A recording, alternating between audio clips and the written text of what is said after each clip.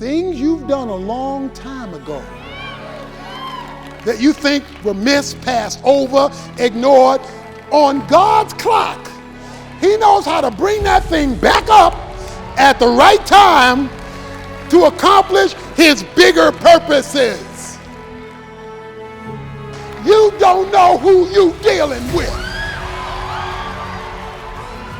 So you can praise the Lord today that Goliath does not have the last say over your life, over your circumstance, over your family, over your feelings, over your world, because you know somebody up there that's bigger than the somebody you're facing down here. And if he will not remove himself from ruining your life, he's got enough forces to remove them from you. Bless the name of the Lord. He can turn your Goliath around because he's a game changer. My closing question this morning is, does anybody need a reversal? Is there anybody here today who's terminal? Is there anybody here who's in a crisis and you can't fix it? It's too big, it's too deep. You can't get your arms around it, and you are literally dying. It's killing you. God knows the right time to turn a situation around. I'm trying to tell you, you don't know who you're dealing with. That's what you do in communion. Do this in remembrance of me, that I defeated him on Calvary and I'm still whipping him today. I want to challenge you to live under the providential hand of God, even when it looks like it's not working out.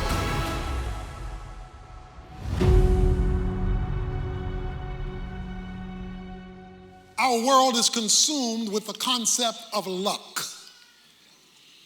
Chance happenings that just kind of take place. People will regularly say, boy, you sure are lucky. Or the opposite, something is bad luck. But the book of Esther says that there is no such thing as luck. There is providence. God causing or allowing things and events to work toward his purposes. Esther has been promoted to be queen. Mordecai has told her that Haman wants to kill all of the Jews. And it's now time for you to go to your husband, King Ahasuerus, and tell him Haman's plot against the Jews. Esther has said, I can't do that, it's too risky. I love y'all, but not that much. Because to go before him when he has not requested me could cost me my life. Mordecai has said to her, don't you know that you are called to the kingdom for such a time as this? That you were only put up here in this royal position because God knew this moment, your moment, would be now. Don't miss your moment, girl. This is your moment to be a tool of God to deliver God's people. When she hears that message from Mordecai, she says, okay, I want all of y'all to go on a 3-day fast. I need y'all on your knees for this one because this is a big one. You're asking me to risk it all, and I'm going to go do it, and if I perish, I perish. If I die, I die, because you're right. This is bigger than just me. Chapter 5 opens up on the third day, because it was a 3-day fast. Esther puts on a royal robe. She goes to the inner court of the king. The king is sitting on his throne. When the king sees her in verse 2, he extends the scepter, which means it's okay for her to come in and talk to him. She comes near, touches the top of the scepter out of respect, and then the king says to her, what is troubling you, verse 3, Queen Esther? And what is your request? Even to half of the kingdom it will be given you. Just tell me what you want. Esther says in verse 4, if it pleases the king, may the king and Haman, who is out to kill the Jews, come this day to the banquet that I have prepared for him. I'm going to tell you around dinner. I'm going to fix your favorite food. We're going to lay it out. And I want you to bring Haman. And I'm going to tell you then what's going on around dinner. You will never get to see God's providence at work in your circumstances until and unless God sees you move in accordance with his will. The reason she prays first is because she needs to know how to approach this dangerous situation. She needs some divine insight in a difficult problem. So she goes to God in fasting. And this was a life and death issue. So she needed her antenna raised to hear what God had to say about this situation. The second thing he needs you to do is take a step of faith. But she couldn't just say, I'm a fast, I'm a pray, and I'm going to wait on God. No, she was instructed to go before the king. She had to take a step of faith. So she trusts God. She believes God. She prays to God. And then she makes a risky step because there are no guarantees in advance. What does she get in return? Well, so far, what she gets is a plan. The plan is, I'm going to take my husband to dinner and I'm going to tell him to invite my enemy, Haman. In other words, I'm going to get Haman on home court advantage. I got to get Haman on my territory. He says, okay, it's a banquet. It's a dinner. Okay, bring Haman to dinner and let's go from there. So she invites her husband and her enemy to dinner. Guess who's coming to dinner? So, the banquet is prepared. And they drank their wine, verse 6, at the banquet. So this is a big dinner party for her husband. And the king said to Esther, what is your petition? Okay, you brought me here to dinner. You done fed me good. What do you want? For it shall be granted to you. And I mean, I'm going to do it big because whatever your request, even the half of the kingdom, it will be done. I'm going to take care of you. What did you make this dinner for? Ooh, it's getting tricky now. Verse 7. So Esther replied, my petition and my request is.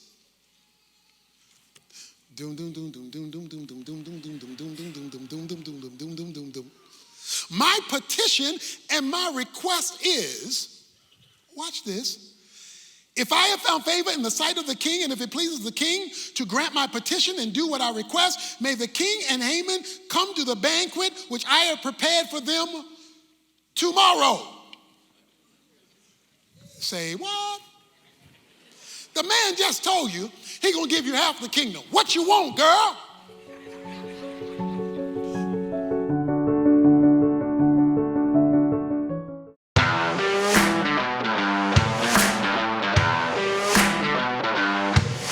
I studied the Bible in college for 4 years. I studied the Bible for 4 years working on my master's degree, another 4 years working on my doctoral degree. And then I've been preaching all of these years, and I'm still learning new things from this awesome, inexhaustible book, the Word of God. That's why I'm so excited about the Tony Evans Study Bible and its accompanying work, the Tony Evans Bible Commentary. It will take all of this training and this teaching and make it available to you to understand, utilize, and apply God's most powerful Word.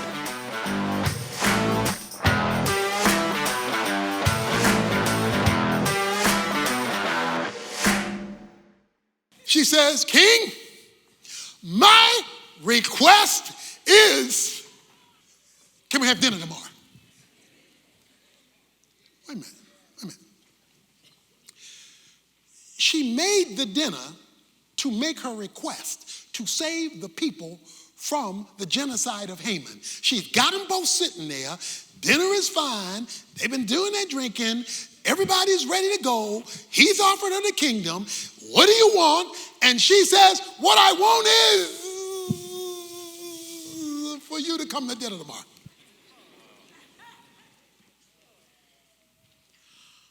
Something happened between verse 6 and 8 to cause her to change her mind about making her petition. She changes her mind because she doesn't even finish the sentence. She just jumps to, let's do this again tomorrow.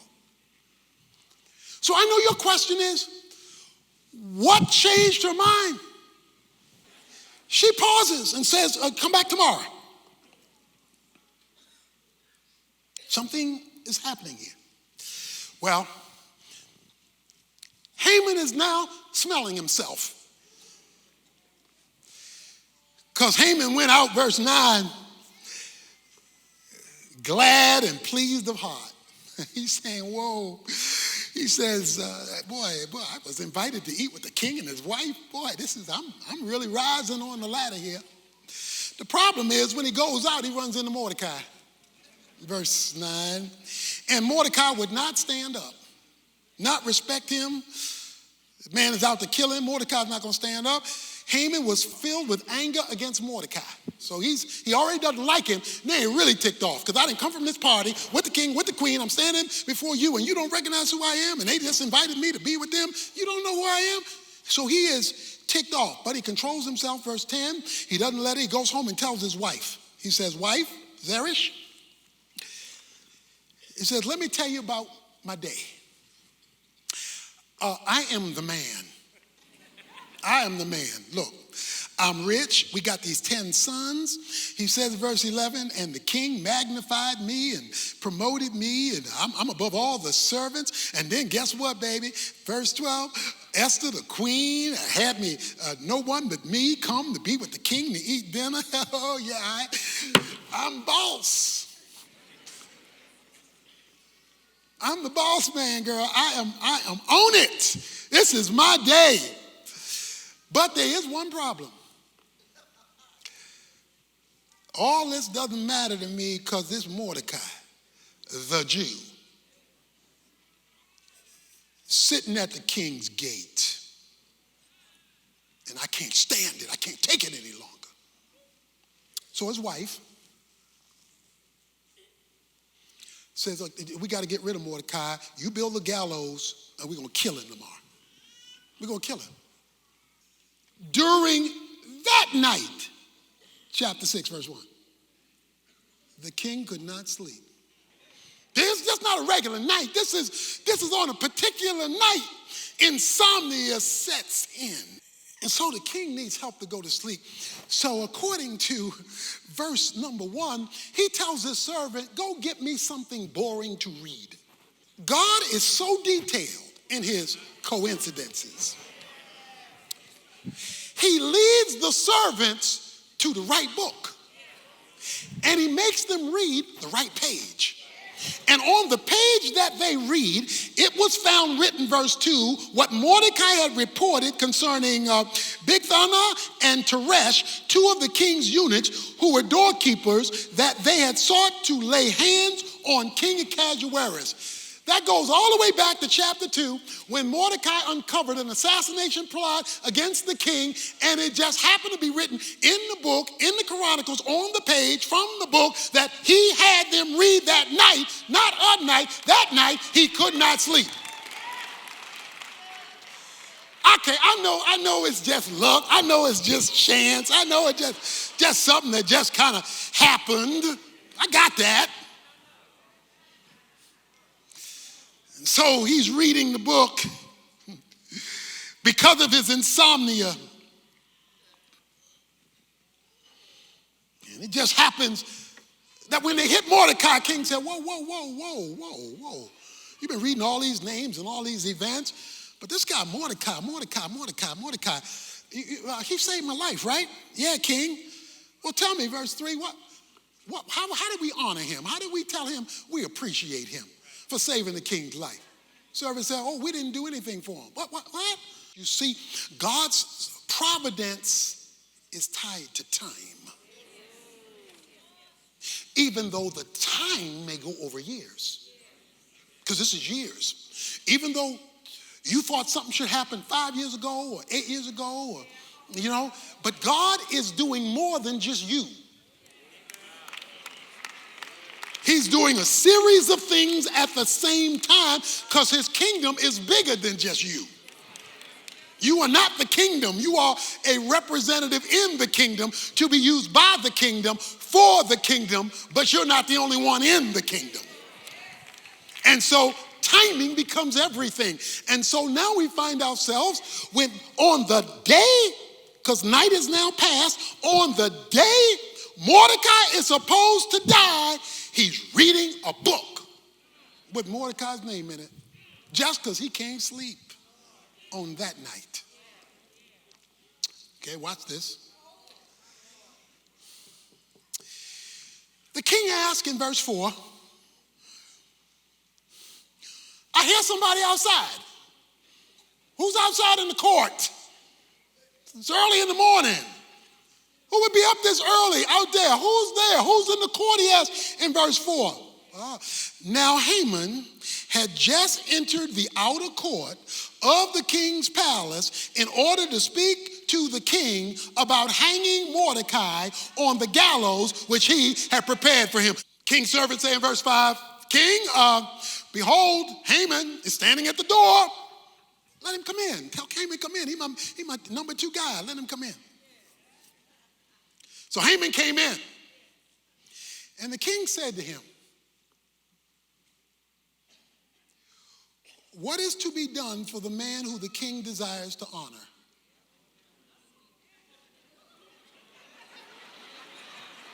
Dum dum dum dum dum dum dum dum dum dum dum dum dum dum dum. What is to be done with the man who the king decides to honor? Now, Haman thinks the king is talking about him.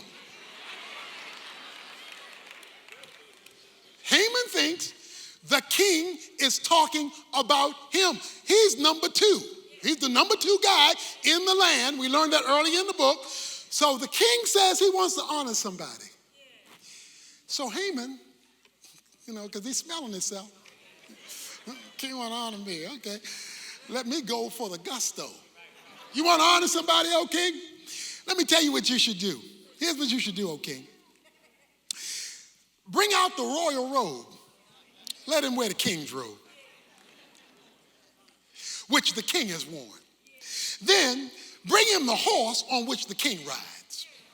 Then put a royal crown even on the horse. Then let the robe and the horse be handed over to one of the king's most noble princesses, and let them array the man whom the king desires to honor and lead him on horseback through the city square and proclaim before him, thus it shall be done to the man whom the king desires to honor. And so what happens? The king says, then the king said to Haman, verse 10, take quickly the robes and the horse, as you have said, and do so for Mordecai the Jew. Dum dum dum dum dum dum dum dum dum dum dum dum dum dum dum dum dum dum dum. Yeah, what you just said, I like that, hey. I like that, hey, why don't you go and do it for Mordecai the Jew?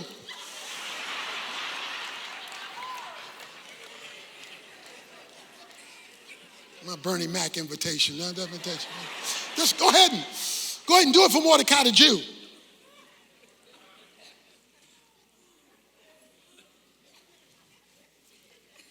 Listen to me, seriously. God is the God of intersections. He connects things that don't look connectable when it's that night. When the timing is hit just right and everything is looking wrong. See, everything is looking wrong. Mordecai's getting ready to die this morning. Esther has had to shift her plan to another dinner. This is not a good day. But she has gone before God. She has acted in faith. And so she's picking up signals that causes her to delay a dinner. She's picking up signals So Haman, verse 11, took the robe, took the horse, arrayed Mordecai, and led him on horse back through the city square, and proclaimed before him, thus it shall be done to the man whom the king desires to honor. Okay, so let's follow Mordecai.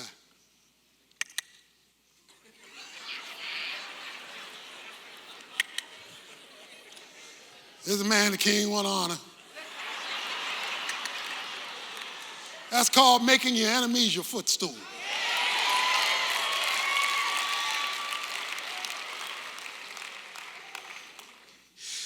Haman, how you feel now? Then Mordecai returned to the king's gate, but Haman hurried home mourning with his head covered. Told his wife, Zeresh, this is what happened today. This whole thing is reversed. His wife, Jared, says, well, yeah, it looks bad for you, boy.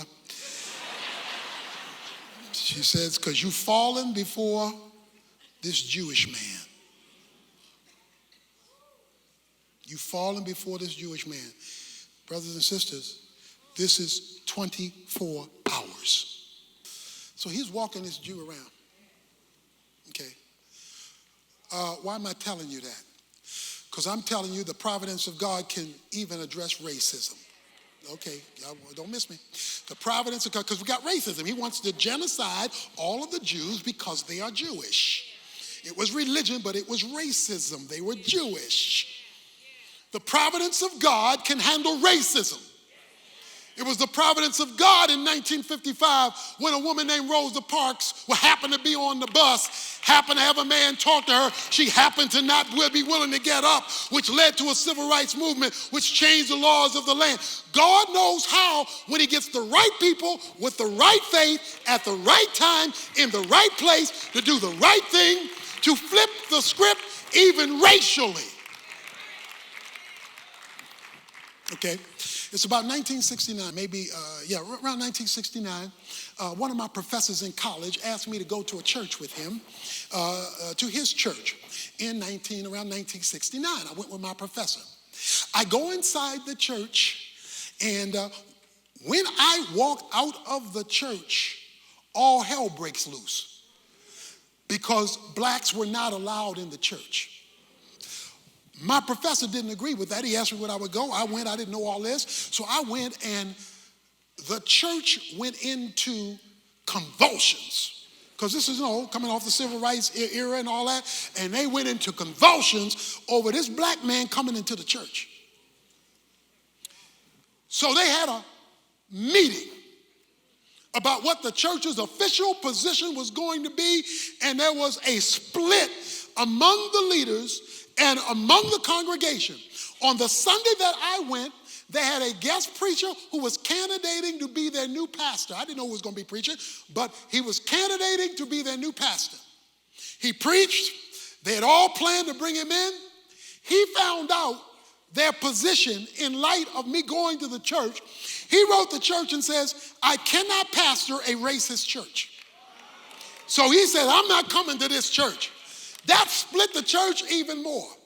From that day forward, the church began to go downhill, downhill, downhill, downhill, downhill, until it became a glorified Bible study. 5 years ago, I get a phone call from the chairman of the deacon board. He says, our church has never recovered from that day you came with the professor. And we recognize the reason God has not answered our prayers, the reason God has not rebuilt our church is because of the racism that we did to you way back in 1969. So I have been asked on behalf of the deacons to call you to apologize to you for the racism we did to you back in 1969. And I have calling you, and I'm humbly requesting, would you come preach? Because God knows the right time to turn a situation around.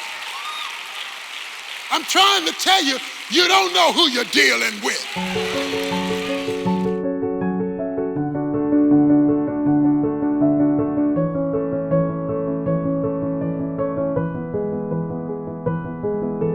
One of the words people love to use is the word luck, or any of its relatives: happenstance, fate, chance, coincidences. But let me make something clear. You cannot have a sovereign God and have luck. Sovereignty means that God controls everything and that nothing happens either because he caused it or he allowed it. But there's no such thing as chance, because God is in control of the universe, not only the big things, but the little things. And the Bible is full of events that make things look like luck, when actually they were simply circumstances being handled in the hand of God to accomplish his sovereign purposes.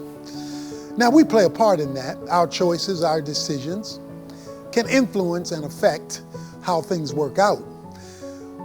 But they will always work out to God's glory if we're in his will for our good, and they will accomplish his kingdom purposes. So it's better to cooperate with God so that chance is not chance or any of its cousins or relatives, but they're actually the providence of God working behind the scenes, pulling together the good, the bad, and the bitter in order to accomplish his will in our lives. Submitting ourselves to his sovereign providential will and hand positions us to see what looks like luck to be recognized as the hand of God, even in the idiosyncrasies of life, causing things to work out for good and for his glory.